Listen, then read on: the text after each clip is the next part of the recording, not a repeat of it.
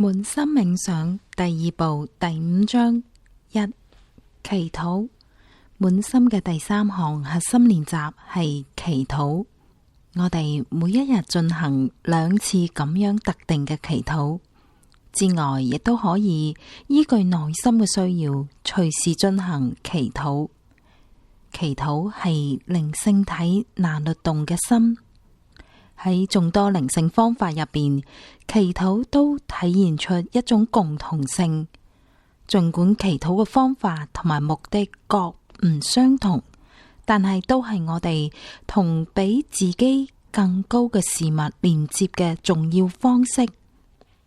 如果能夠以正確嘅態度去祈禱，祈禱就會超越本身，成為一種存在嘅狀態，遍及我哋一切活動嘅永久虔誠嘅狀態。同達仔喺樹林入邊散步嘅時候，我問咗佢一個問題：乜嘢係祈禱？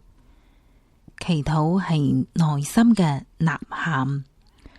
達仔講啦，心嘅感覺唔能夠俾邏輯思維控制。通常我哋會喺認為自己缺乏某一項事物時候祈禱，例如喺走投無路嘅時候祈禱啦，就係好自然嘅一件事。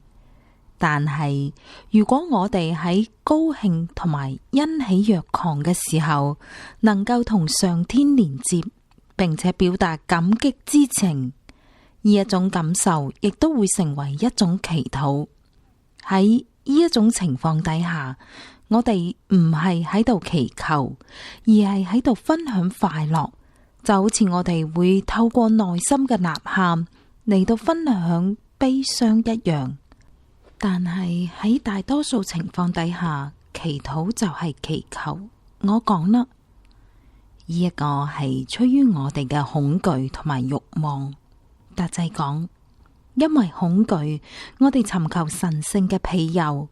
因為慾望，我哋尋求神聖嘅賜予，咁樣一嚟就催生出咗一種概念，認為上天就係嚟實現呢2項需求嘅。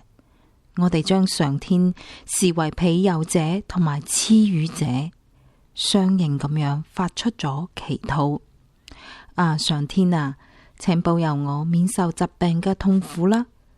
我敬愛嘅上天啊，請賜予我一份工作啦。於是每一個人都根據自己嘅需求嚟到睇待上天。弱者視上天為力量嘅賜予者，病人就視上天為健康嘅給予者。但係上天並非係咁樣㗎，呢個僅僅係我哋自身需求嘅投射。呢個亦就係佛陀從嚟唔會談及上天嘅原因之一啦。喺佛陀睇嚟，如果能夠消除恐懼同埋慾望，我哋對上天嘅所有幻想都將徹底消失。佢嘅觀點係正確嘅。喺呢度之前，我哋對上天嘅設想都不過係幻想。咁上天係咩呢？我問到啦。達仔笑住講啦，有一次有人嚟問巴布仔，你能唔能夠俾我睇一睇上天啊？巴布仔係點樣回答嘅呢？佢講啦，如果我令到你睇到上天，你點知道嗰個就係上天呢？呢個就好似係一個細路仔問佢嘅媽媽，我喺邊度嚟㗎？媽媽只會講，總有一日你會知道嘅。當我哋準備好啦，諸如此類嘅事情，自然就會喺適當嘅時候揭示。如果想覺察到上天，我哋就必須超越想象嘅束縛。咁用男性嚟到指稱上天嘅話，難道唔係亦都係一種限制咩？我問到啦，用男性嚟到指代上天，相信大家對呢一樣都好熟悉。達仔講啦，但係呢一個唔係對上天嘅描述，上天冇辦法被描述，上天既非男性，亦都非女性，上天冇名、形式或者係屬性嘅。講真啦，任何對上天嘅談論都不過係空談罷啦。咁我同達仔就繼續向前行啦。佢講啦，我同你講一個巴布濟經常講嘅一個故事啦。有一位苦行僧想向國王尋求布施。苦行僧嚟到咗國王嘅宮殿，佢被告知國王正喺度忙住祈禱。不過由於苦行僧嘅聖潔，佢被允許喺國王祈禱嘅時候能夠坐喺隔籬等待。咁苦行僧就被帶到咗去祈願室。國王注意到咗呢一位聖潔嘅人行入咗房間，於是轉向苦行僧，並且歡迎佢，但係請佢耐心等一陣，因為仲未完成祈禱。苦行僧坐喺一邊，靜靜咁樣觀察住。啊，上天啊！國王祈禱啦，請賜予我戰勝敵人嘅榮光，請賜予我更多嘅領土，請令到我嘅王國富有，請令到我成為一個偉大嘅國王。國王講咗幾分鐘，突然間苦行僧企咗起身，準備離開。等一等，國王講啦，你啱啱先嚟到，點解而家就告辭呢？陛下，苦行僧對國王講啦，我嚟係向你請求布施嘅，但係依我所見，你同我一樣，亦都不過係個乞衣罷啦，所以我不如同你一樣去向上天乞討。為咗尋求祝福同埋利益而卑躬屈膝咁樣跪低，係頗為無禮噶。達濟講啦，為咗個人財富祈禱，就好似係一個人為咗金錢去結婚，我哋同上天之間嘅關係就被褻瀆啦。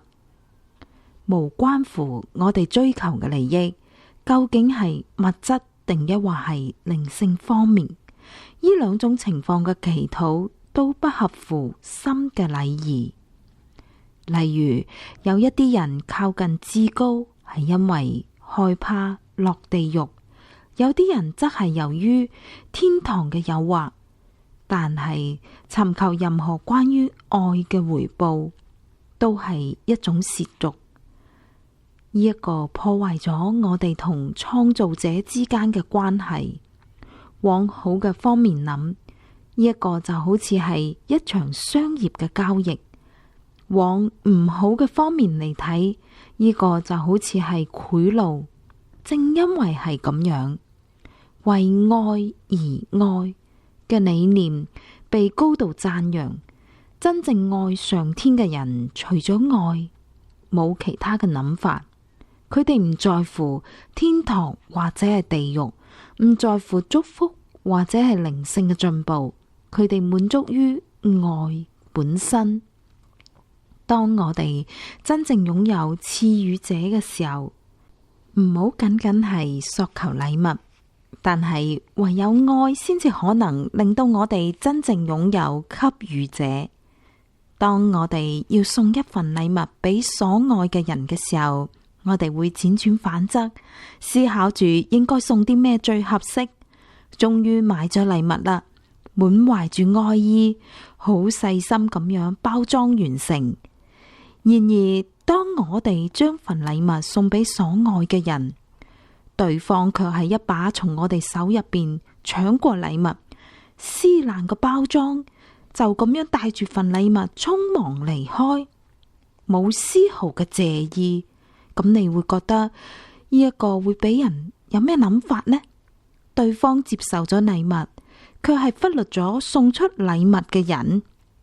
如果我哋真係愛嗰個人，或者唔會介意，不過對方卻未能真正領會禮物包含嘅意義。付出係一種愛嘅行為，目的係為咗連接給予者同埋接受者。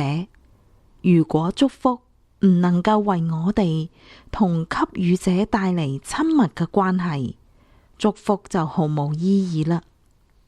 再舉一個例子，有一個人為咗成為富有親戚嘅繼承人，千方百計咁樣去討好佢，佢可能會得到遺產，但喺過程入邊，佢亦都損失咗好多，聖潔嘅關係被玷污啦。如果我哋真係喺度尋求賜予者本身，就請忘記禮物，忘記祝福，忘記靈性成就，因為呢一啲都將以佢哋自己嘅方式到嚟，我哋無需為呢一樣去憂心忡忡。況且當佢已經喺我哋心入邊，我哋仲會想要啲咩呢？呢一個就係點解有啲人只會為上天祈願，